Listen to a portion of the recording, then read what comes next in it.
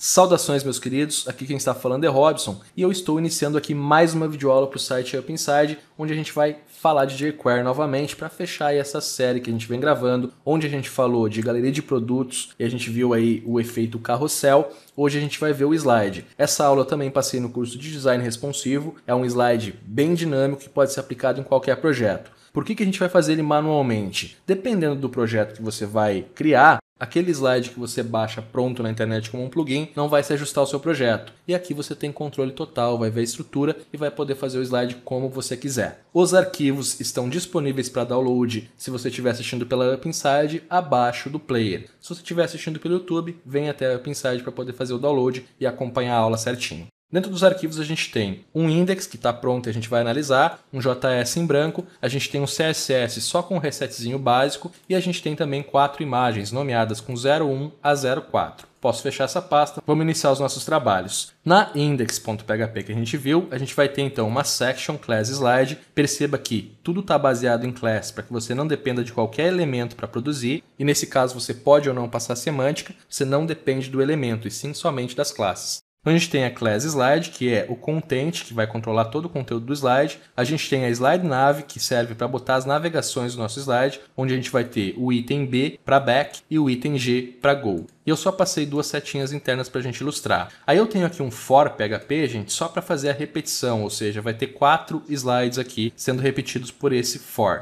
Dentro aqui da variável slide, eu simplesmente peguei a i, que vai estar de 1 a 4, numeração, e transformei ela para 01 a 04 para que eu possa vir aqui utilizar ela para pegar as imagens diferentes, certo? A variável first está simplesmente pegando uma ternária e dizendo que se for o primeiro slide, se a variável i for igual a 1, então ele vai escrever first aqui para que o meu primeiro slide da lista, ao ser carregado, receba também a classe first. Então o nosso primeiro slide no HTML tem que ser o slide item espaço first. Ele ficaria assim, tá? First. Esse é o primeiro. Os outros têm que ter simplesmente slide item. Certo, pessoal? É assim que vai funcionar. Essa class first vai ser responsável por controlar o slide, identificar em qual a gente está e poder avançar ou voltar. Então ela é muito importante. Aí logo abaixo eu tenho a imagem aqui sendo capturada certinho. E tem uma div class slide item last, que é muito importante também para que a gente possa posicionar o conteúdo do slide. Esse é o nosso HTML. Abaixo eu tenho o jQuery e tenho o js.js que está em branco.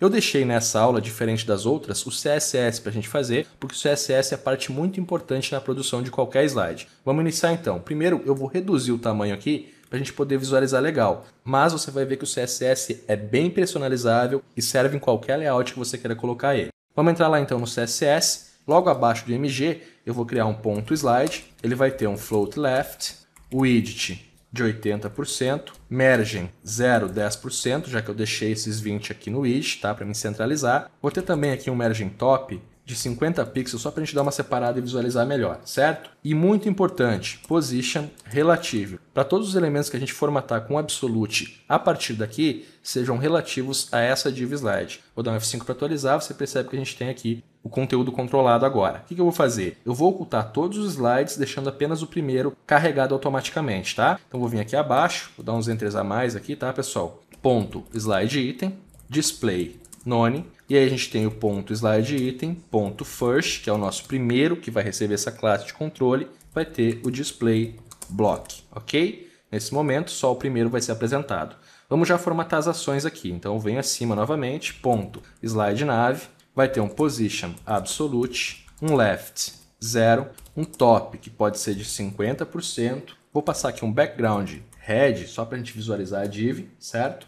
Por enquanto é isso. Vamos dar um F5 para atualizar. Tá ali ela. Ó. Ainda vou passar aqui um widget de 100% para utilizar todo o tamanho da imagem sempre. Feito isso, vamos aos botões. Então eu vou ter o slide nav item. Primeiro a gente formata os dois, depois a gente faz as particularidades de cada um. Position também vai ser absolute. Vou ter aqui um padding de 15 pixels cima a baixo, 20 pixels direita e esquerda. Um background FFF. Um z-index para garantir que ele fique sempre à frente de 99 e ainda vou ter aqui um border radius ou border radius de 50% para deixar redondinho o meu botão. F5 para atualizar, tá aqui ele, certo? A gente já pode vir aqui tirar esse background vermelho, não vai ser mais utilizado, mas eu ainda vou passar um margin top aqui, pessoal, de menos 60 pixels, ok? F5 para atualizar, você percebe que ele já subiu um pouco. Está um pouco mais acima da imagem, até pode ser um pouco mais, vamos botar menos 70, porque eu vou jogar o content, o conteúdo aqui dentro, certo? Então ele fica centralizado de acordo com isso. Já está certinho também, vamos passar um efeito de hover. Então eu venho aqui, ponto, slide item, 2 pontos hover, vai ter um background, pode ser um azul aqui, pessoal, vamos selecionar a cor por aqui, pegar um azulzinho aí. O cursor vai ser pointer para fazer o efeito do mouse e ainda o color aqui vai ser um FFF porque o background vai ficar escuro. F5 para atualizar, passei o mouse em cima, nada aconteceu, slide nave aqui, ó, faltou passar o hover, certo? F5 novamente, tá aí, funcionando o efeito de hover, é só a gente posicionar ele certinho, né? O back para a esquerda, o go para a direita. Então vamos lá, logo abaixo, ponto, slide nave item, ponto G, que é o go, vai ter o right em 10 pixels. Podemos pegar acima aqui, ponto, slide nave item, ponto B, que é o back, vai ter o left em 10 pixels. Certinho também, F5 para atualizar, já ficou um de cada lado, né? Avança e volta. Óbvio que você vai fazer um estilo bem melhor, de repente vai botar uns ícones aqui mais elaborados. Aqui é só para a gente ver como fazer, como que você vai estruturar o CSS para que você possa aplicar o efeito e fazer o controle, certo? Agora a gente tem que fazer aqui o conteúdo. Vamos lá abaixo novamente. O slide item pode subir para a gente manter a ordem, certo? Do nosso slide. E logo abaixo agora a gente vem com ponto slide item desk. Vai ter também um position absolute. Eu quero aqui um padding de 25 pixels. Vai ter um background RGBA, ou seja, a gente vai pegar aqui um preto, mas vai deixar um alfa, né? Vai deixar um pouco transparente. Pode ser 0.7, 30% transparente, tá? F5 para atualizar, tá lá. E agora a gente vai posicionar. Então, left recebe 0, bottom também recebe 0, e aí ele vai entrar no nosso slide ficando com a transparência. A gente ainda tem um color aqui, que pode ser um FFF, e já vamos formatar também o ponto slide item desk H1, que é o título, vai ter um font size de 1.5 em. Deixa eu só dar uns enters aqui para melhorar nossa visualização. Subindo aqui, beleza. E aí eu vou ter também um margin bottom de 10 pixels para dar uma separada. Posso ter um text transform uppercase, certo? F5 para atualizar, já temos a simulação do slide, bem legal, bem útil, bem usual. Com o nosso CSS pronto, vamos agora controlar o nosso slide lá no js.js. Primeiro, function, abro e fecho parênteses, abro e fecho chaves, inicializei o nosso jQuery. A gente vai criar aqui função para avançar, função para voltar, certo? E a gente só executa com os cliques e a gente também vai poder executar a automação, que é o slide já começar passando sem você precisar clicar. Então vamos lá, primeiro, function, slide go, abro e fecho parênteses, abro e fecho chaves. O que eu tenho que fazer, pessoal? O primeiro passo é eu verificar se existe um slide à frente para eu poder passar. Se não existe, eu tenho que utilizar o último sempre. Então eu vou fazer um if aqui, abro e fecho parênteses, abro e fecho chaves. Aqui eu vou encapsular o ponto slide item, ponto first. Lembra que eu falei lá do primeiro slide, receber a class first? Que é essa class que vai controlar o slide, então ela é muito importante por causa disso. Se você aplicar essa first errada no HTML, o slide não vai funcionar. Então vamos lá, eu quero verificar se existe um slide à frente. Então ponto next, ponto size. Assim eu verifico se existe um slide a mais e eu posso exibir. Primeira coisa que eu vou fazer, eu vou ocultar o slide atual e depois eu vou apresentar o próximo slide. E aí eu vou tirar essa class first desse slide e vou colocar nesse que eu apresentei, para que eu possa dar continuidade sempre no evento e no controle. Então vamos lá, ponto slide item, ponto first, que é este que a gente está agora, ponto fade out, vou passar aqui um 400, function. Ou seja, primeiro eu vou ocultar, depois que eu terminar de ocultar, eu vou rodar essa função, né? Esse callback. O meu callback vai fazer o quê? This, que é este slide, ponto remove class first, certo? Ponto next, então eu estou atacando o próximo, ponto fade in, apresento ele, ponto add class first. Então agora o meu controle está no próximo slide. O que acontece? Quando eu chegar no último, essa verificação aqui vai retornar false e eu não vou conseguir avançar de novo. Então o que eu vou ter que fazer é reapresentar o primeiro. Eu venho aqui abaixo, else então, né? Se tiver, ele vai fazer isso aqui. Se não, a gente vai apresentar o primeiro novamente. Então vamos lá. Até posso copiar aqui, pessoal. Dando Ctrl C, Ctrl V aqui abaixo para a gente aproveitar o código. E aí eu vou ocultar o slide atual. E em vez de simplesmente tentar pegar o próximo, eu vou resetar todos eles. Vou pegar o slide item apenas, que vai pegar todos eles, ponto remove class, e vou remover a first de todos. Nesse momento, nenhum slide vai ter a class first. Aí eu vou pegar o primeiro, ponto slide item, dois pontos eq0, que é o primeiro elemento com a class SlideItem da lista, ponto fadeIn, então eu apresento ele, ponto addClass first. Então eu recomeço o meu slide. Para a gente testar, vamos fazer o seguinte. Encapsulamos o SlideNavItem.g, que é o go.clickFunction, ou seja, ação de clique nele. Abro aqui o callback e vou simplesmente executar o SlideGo, que é a nossa função que a gente acabou de criar. Vamos lá, F5 para atualizar. Posso clicar aqui para avançar. Segundo, terceiro, quarto, vai voltar para o primeiro. Então a gente já tem aqui o evento controlado para avançar o nosso slide. Não está voltando ainda, vamos fazer isso agora. Eu vou pegar a função inteira, Ctrl C, Ctrl V aqui, em vez de SlideGo vai ser SlideBack.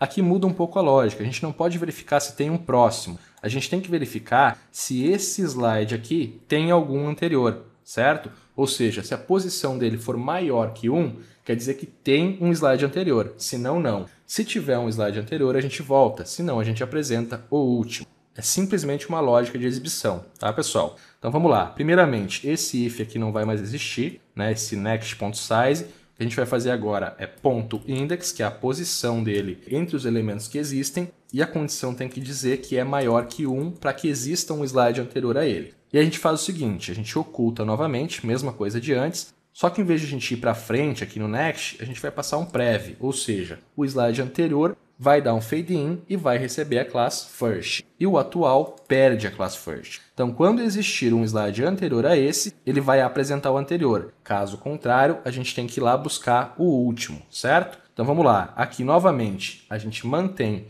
o fade out, porque a gente vai ocultar o atual, removemos as classes de todos novamente, só que em vez de pegar aqui o EQ para apresentar agora, a gente vai pegar o quê? O last of type, ou seja, o último desse tipo. E vai dar um fade in e adicionar a classe também. Agora, para a gente executar, eu simplesmente dou um Ctrl C, Ctrl V aqui, vou identar meu código. Em vez de G, vai ser o B. Em vez de Go, vai ser o Back. Ponto e vírgula, podemos testar o nosso slide. Então, vou dar um F5 para atualizar. Cliquei para voltar, ele apresentou o último. Vou tentar aqui ir para frente, foi certinho. Vamos para o segundo, ele vai voltar para o primeiro. Então, tá aí, pessoal. Ação de avançar e de voltar, toda programada, toda controlada, toda executando certinho. Vamos agora fazer a automação, certo? O que acontece? Como a gente vai automatizar o processo, é legal que a gente possa manter o controle. Ou seja, quando o meu usuário clicar para avançar, eu vou parar essa automatização. Então vamos lá. Aqui em cima, var slideAuto será igual a set interval slideGo, que é a nossa função aqui, certo? Vírgula 1000. Vou passar 1000 aqui, mas o interessante é você deixar 3000 ou mais, tá? Vou dar um F5 para atualizar. O que vai acontecer? O slide está automático, passando de 1 em 1 segundo, certo? Agora a gente tem que remover a automação quando eu clico em qualquer uma das ações aqui. Então o que eu vou fazer? Primeiro eu executo a função, depois eu dou um clear interval na nossa SlideAuto. E assim eu já removo aquela automação, certo? E aí, se eu quiser fazer com que a automação volte a funcionar, posso criar mais uma ação. Mas vamos só testar isso aqui, ó. F5 para atualizar. Você percebe que está automático, está rodando. Vou clicar mais uma vez aqui e ele já vai parar a automatização e vai manter aqui o meu efeito funcionando, meus eventos funcionando, agora só manuais, tá? Para mim voltar a automatizar, eu posso criar mais um botão, então, como um play, por exemplo. Mas para a gente ver o exemplo, eu vou simplesmente criar um double click aqui, tá? Só para você ver como reautomatizar. Então, cifrão.slideItemNav.g de go.dbClick, que é double click, 2 cliques, tá? Function, abro, fecho parênteses, abro, fecho chaves, finalizo. E aqui o que eu faço? Eu pego novamente a nossa SlideAuto lá em cima, que é a nossa variável que está setada, e vou dizer que ela é igual e posso pegar lá o setInterval novamente. Então, eu volto a setar ela com esse intervalo, com essa automatização. Vamos lá, F5 para atualizar. Começou a rodar sozinho, tá aí certinho. Cliquei uma vez, ele já parou de rodar automaticamente, me dando o controle. Agora, se eu vim aqui e der 2 cliques, ele volta a rodar automaticamente, tá? Obviamente que você deve criar um botão aí separado para você fazer esse play e esse pause.